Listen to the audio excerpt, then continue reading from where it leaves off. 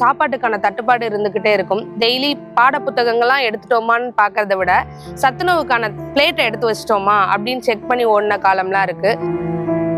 பணிபுரியக்கூடிய ஆசிரியர்கள் வந்து குழந்தைங்களோட ட்ரெஸ் யூஸ் பண்ண ட்ரெஸ்ஸஸ் நல்லா இருக்கிற துணிமணிகளை எங்களுக்காக கொடுப்பாங்க. என்னோட தலைமை ஆசிரியர் திரு மீனா அவர்கள் வந்து அகரம் ஃபவுண்டேஷன்ல இந்த மாதிரி ஹெல்ப் பண்றாங்க, நீ அப்ளை பண்ணி பாருன்னு சொல்லும்போது அகரத்துக்கு ஒரு விண்ணப்பம் போடுறேன். அந்த சீட் சென்னையில கிடைக்குது. சென்னை எங்க இருக்குன்னு தெரியாது. சென்னையில மென்டார் அப்படின்ற ஒரு ப்ராசஸ் இருக்கு அகரம்ல. டெய்லி கால் பண்ணி ஒரு 5 வேர்ட்ஸ் கொடுத்து அதுக்கான மீனிங் பாருடா. அகரம் கொடுத்தது ஒரு சீட் தான், அது வந்து BE EEE எனக்கு கிடைச்சது. ஆனா என்னால ஒரு 3 கிராஜுவேட்ஸை இப்போ உருவாக்க முடியுது. அதாவது 2 கிராஜுவேட்ஸ் உருவாக்கிட்டே இன்னொன்று ப்ராசஸ்ல இருக்கு. தரத்தில் சமரசம் இல்லை, ஆரோக்கியத்தில் என்றுமே அக்கறை காட்டும் SVS வழங்குகிறது கேப்பை மாவு மற்றும் கம்பு மாவு. வணக்கம், என் பேர் பாலசுந்தரி.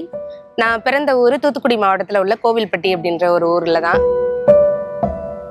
எங்க அப்பாவும் அம்மாவும் தீப்பெட்டி தொழிற்சாலையில வேலை பார்த்தாங்க. அதுதான் வந்து கோவில்பட்டியோட ஒரு ஆதாரமான தொழில். அதுல வந்து கிடைக்கிற வருமானம் அப்படின்னு பார்த்தா அந்த தீப்பெட்டி கெட்டை ஒட்டும் போது ஒரு கெட்டுக்கு 75 பைசால இருந்து ₹1 வரைக்கும் அப்படின்றது தான் அதோட வருமானமா இருக்கும். அதுதான் ஒரு கூலி வேலையா அவங்க பார்த்துட்டு இருந்தாங்க. என்னோட 5ஆம் வகுப்பு வரைக்கும் அந்த மாதிரிதான் தொழில் போயிட்டு இருந்தது. ஈவன் வீட்டுல வச்சு நாங்களுமே ஒர்க் பண்ணுவோம்.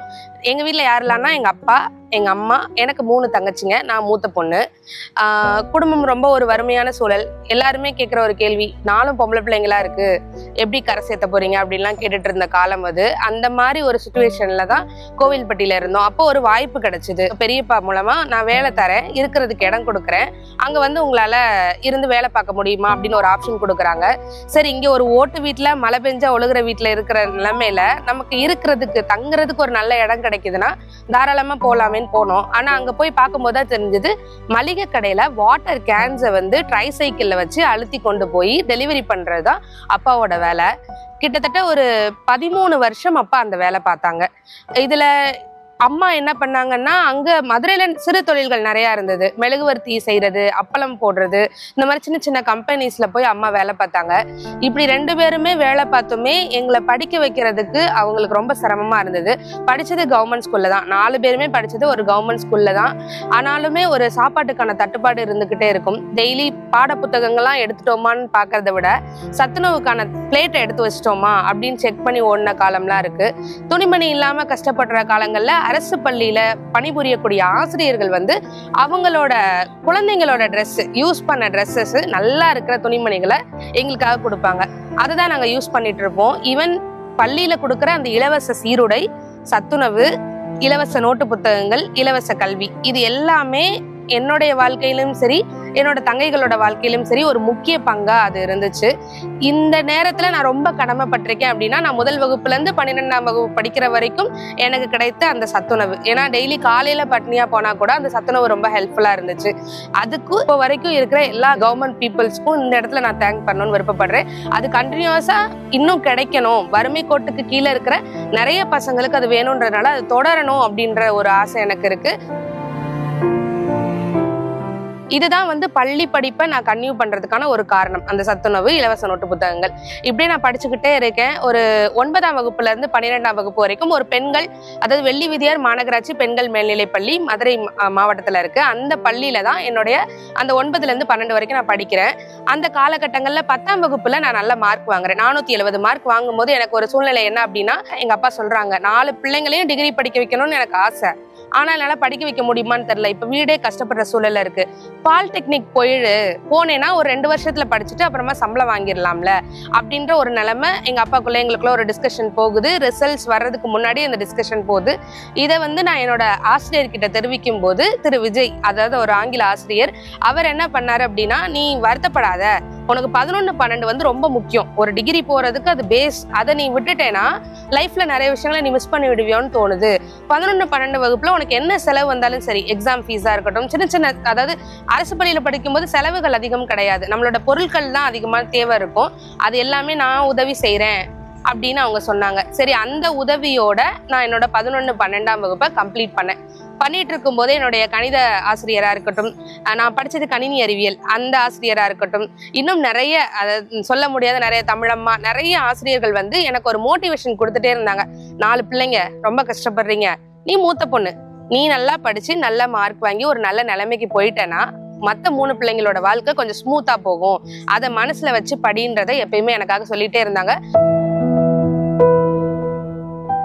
அந்த ஒரு உறுதுணையோட தான் நான் 12ஆம் வகுப்புல 1102 மதிப்பெண்கள் பெற்று பள்ளியிலே முதலிடம் வாங்கினேன். என்னோட தலைமை ஆசிரியர் திரு மீனா அவர்கள் வந்து அகரம் ஃபவுண்டேஷன்ல இந்த மாதிரி ஹெல்ப் பண்றாங்க, நீ அப்ளை பண்ணி பாருன்னு சொல்லும்போது அகரத்துக்கு ஒரு விண்ணப்பம் போடுறேன். அந்த விண்ணப்பத்தை பார்த்துட்டு அகரம்ல நிறைய ப்ராசஸ் இருக்கும். அவங்க வந்து முதல்ல வந்து அந்த விண்ணப்பங்களை படிப்பாங்க. படிச்சுட்டு அவங்க தகுதியானவங்களான்னு பார்த்து அவங்களுக்கான நேர்காணல் வைப்பாங்க. அது 1-on-1. அந்த 1-on-1 முடிஞ்சதுக்கு அப்புறமா வீட்டுக்கே வாலண்டியர்ஸ் வந்து வீட்டை பார்த்துட்டு இவங்களுக்கு தேவைப்படுதான்றத உறுதி செஞ்சுட்டு அதுக்கப்புறம் ஒரு நேர்காணல் வச்சுதான் அந்த சீட் நமக்கு கிடைக்கும்.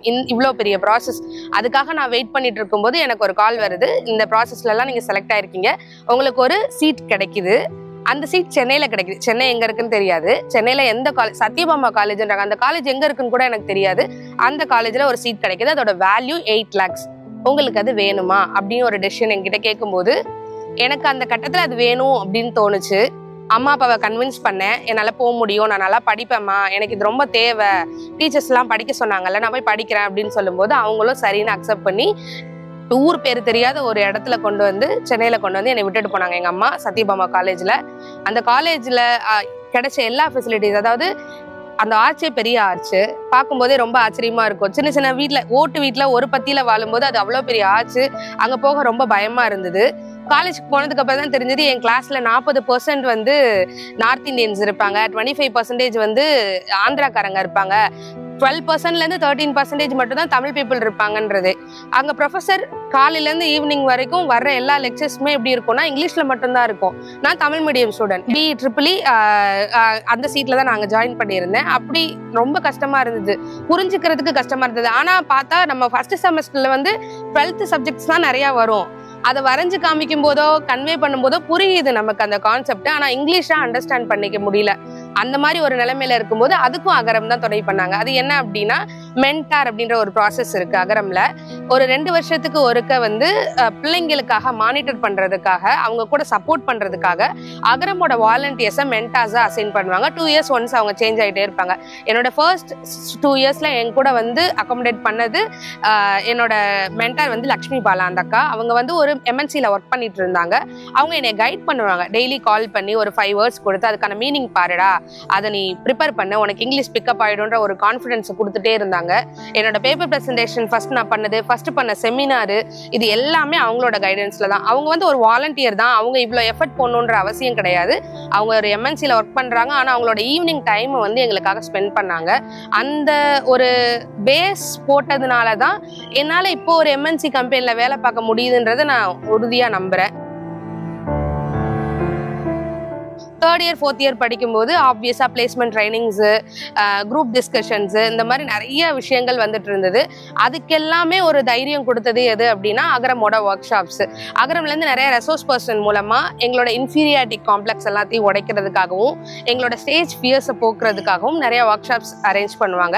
அதுவும் சத்யபாமாலே எங்களுக்கு நடக்கும். அவங்க கொடுக்குற அந்த வென்யூ அண்ட் ஃபுட்டை யூஸ் பண்ணி நாங்கள் அதை படிச்சுப்போம். எங்களுக்கு நிறைய சப்போர்ட் வந்து சத்யபாமா காலேஜ் மூலமாகவே கிடைச்சிருக்கு. அந்த ஒர்க் ஷாப்ஸில் தான் என்னோட ஸ்டேஜ் ஃபியர்ஸ் எல்லாம் நான் கிளியர் பண்ணிக்கிட்டேன். அதுல இருந்து இப்போ வரைக்கும் என்னால தைரியமா எத்தனை பேர் இருந்தாலும் அவங்க முன்னாடி ஒரு பேச முடியுன்ற ஒரு தைரியம், பதட்டமே இல்லாம பேச முடியுன்றது எனக்கு அந்த ஒர்க் ஷாப்ஸ்ல இருந்து தான் கிடைச்சது. ஸோ அதுதான் வந்து அகரம் ஒர்க் ஷாப்போட ஒரு பெரிய விஷயம். நம்ம ஒரு கேம்பஸ் இன்டர்வியூல போறோம் அப்படின்னா அதுக்கு நிறைய குவாலிஃபிகேஷன்ஸ் இருக்கு. அதை நிறைய நம்ம ஃபுல்ஃபில் பண்ணியிருந்தா மட்டும்தான் ஒரு கம்பெனில செலக்ட் ஆக முடியும். அதுக்கு உறுதுணையா இருந்தது அகரமோட பிளேஸ்மெண்ட் ட்ரைனிங், சத்யமாமாவோட பிளேஸ்மெண்ட் ட்ரைனிங். இந்த 2 பிளேஸ்மெண்ட் ட்ரைனிங்னாலையும் நல்லா ட்ரெயின் ஆகி என்னால் ஒரு 8 rounds இருக்கக்கூடிய ஒரு நல்ல ஒரு MNC கம்பெனியில் என்னால் ஒரு கேம்பஸ் இன்டர்வியூலே செலக்ட் ஆகி அந்த கம்பெனியில் வேலைக்கு போகிறதுக்கான வாய்ப்பு கிடைச்சிது. இப்போ கரண்ட்டாக நான் வாங்கிட்டு இருக்கிறது 7.6 வாங்கிட்டு இருக்கேன். அதுதான் ஹெக்ஸாவேர் டெக்னாலஜிஸ். அங்கே தான் நான் இப்போது சீனியர் சாஃப்ட்வேர் இன்ஜினியராக ஒர்க் பண்ணிட்டு இருக்கேன். அப்போது தொடங்கினது, அதாவது 2018 நான் அந்த கம்பெனியில் சேர்ந்தேன். இப்போ கரண்ட்டாக 2025, இப்போ வரைக்கும் ஒரு 6.8 years எக்ஸ்பீரியன்ஸோட சீனியர் சாஃப்ட்வேர் இன்ஜினியராக அங்கே ஒர்க் பண்ணிட்டு இருக்கேன். இந்த ஒர்க்கில் எனக்கு ஒரு ஃபேமிலியில் என்ன ஆச்சு, அப்படி ஒரு என்ன இம்பேக்ட் இருந்ததுன்னு கேட்டால் கொரோனா டைம்ல அப்பாவால் அந்த 13 வருஷத்துக்கு அப்புறம் அவங்களால அந்த வேலையை பார்க்க முடியல, உடம்பு சரியில்லாமல் போயிடுச்சு. இதுக்கு மேலே மதுரையில் இருக்க முடியாதுன்னு தெரிஞ்சு பிறந்த ஊருக்கே கோவில்பட்டிக்கே ஃபேமிலியை ஷிஃப்ட் பண்ணி, அதுவும் அந்த கொரோனா டைமில் எனக்கு வந்து அந்த சேலரி எனக்கு கிடைச்ச அந்த வேலையினால எங்கள் வீட்டில் நிறைய ப்ராப்ளம்ஸ், ஃபினான்ஷியல் ப்ராப்ளம் வரும்போது நான் ஒரு ஆளாக அதை ஹேண்டில் பண்ணிக்கிட்டேன். அவங்கள அந்த கோவில்பட்டிக்கே அப்பா அம்மா ஃபேமிலி ஃபுல்லாக ஷிஃப்ட் பண்ணி கொரோனா டைமில் எல்லாத்தையும் செட் பண்ணி அவங்களுக்காக அவங்கள டேக் கேர் பண்ணிக்கிட்டேன். அதுலேருந்து அப்பாவால் வேலைக்கு போக முடியல. சரிப்பா நீங்கள் ரெஸ்ட் எடுங்கன்னு சொல்லிட்டு அப்பா அம்மா வீட்டில் இருக்காங்க. தங்கச்சிங்கள் எல்லாத்தையும் ஓரளவுக்கு படிக்க வச்சுட்டேன். மூத்த தங்கச்சி வந்து அவங்க பேர் உஷா, BA தமிழ் கம்ப்ளீட் பண்ணியிருக்காங்க. இப்போ அவங்கள மேரேஜ் பண்ணி கொடுத்துட்டு அவங்க நல்லபடியாக செட்டில் ஆகிட்டாங்க. அதுக்கடுத்த தங்கச்சி கார்த்திகா, அவங்க BSc கம்ப்யூட்டர் சயின்ஸ் முடிச்சிருக்காங்க. முடிச்சுட்டு இப்போ ஒரு காலேஜில் டெலிகாலராக ஒர்க் பண்ணிட்டு இருக்காங்க. அடுத்த லாஸ்ட் தங்கச்சி நாகஜோதி, அவங்க BA இங்கிலீஷ் லிட்ரேச்சர் இப்போ கரண்டாக 2nd இயர் பண்ணிட்டு இருக்காங்க. ஸோ அகரம் கொடுத்தது ஒரு சீட் தான், அது வந்து BE எனக்கு கிடைச்சது. ஆனால் என்னால் ஒரு 3 கிராஜுவேட்ஸை இப்போ உருவாக்க முடியுது. அதாவது 2 கிராஜுவேட்ஸ் உருவாக்கிட்டே இன்னொன்று ப்ராசஸில் இருக்குது. ஸோ இதான் என்னால் பண்ண முடிஞ்சிருக்கு. அப்படின்னா எனக்குள்ளே இருக்கிற இன்னொரு கான்ஃபிடென்ஸ் என்ன அப்படின்னா, அகரம்ல எடுத்துக்கிட்ட ஒரு உறுதிமொழி, நாங்கள் கற்றதையும் பெற்றதையும் எல்லோருக்கும் பகிர்ந்து தருவோம், எங்களால் முடிந்தவரை குறைந்தபட்சம் ஒருவரையாவது படிக்க வைப்போம் அப்படின்னு சொல்லி ஒரு உறுதிமொழி எடுத்துப்போம்.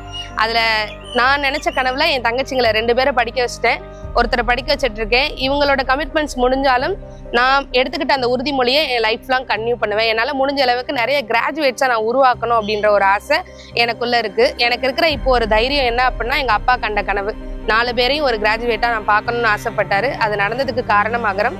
அதை நான் தொடர்ச்சியாக இன்னும் நிறைய பெண்களோ ஆண்களாக இருந்தாலும் சரி அவங்களோட கிராஜுவேட்ஸ் கனவை நிறைவாக்குறதுக்கு நான் உறுதியாக இருக்கணும்னு விருப்பப்படுறேன்.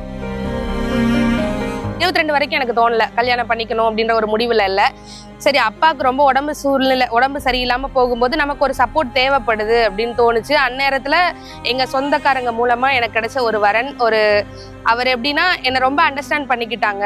ஏன்னா அந்த டைமில் வந்து கல்யாணம்னா வரதட்சணையோட தான் இருக்கும் அப்படின்றது எல்லாருக்கும் தெரிஞ்ச ஒரு விஷயம்.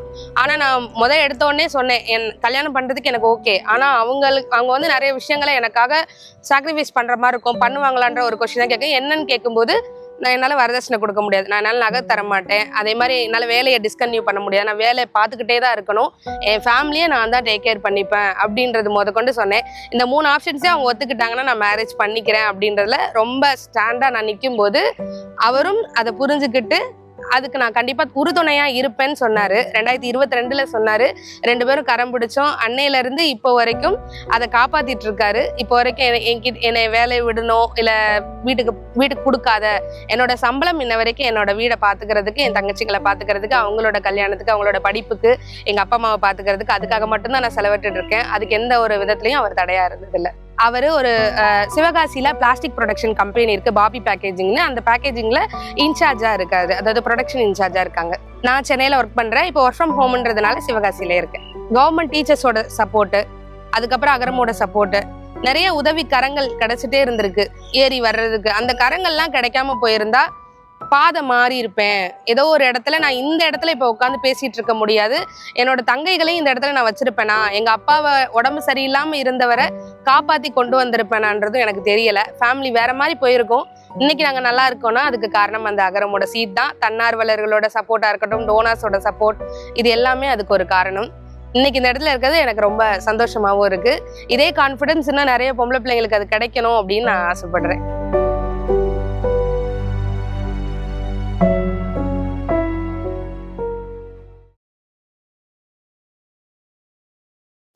ஆண்டுகள் பாரம்பரியம், 5 தலைமுறைகளாக மக்களின் நம்பிக்கையை பெற்ற SVS. ஆரோக்கியமான காலை உணவுக்கு SVS வழங்கும் கேப்பை மாவு மற்றும் கம்பு மாவு. இன்றே கேட்டு வாங்குங்கள்.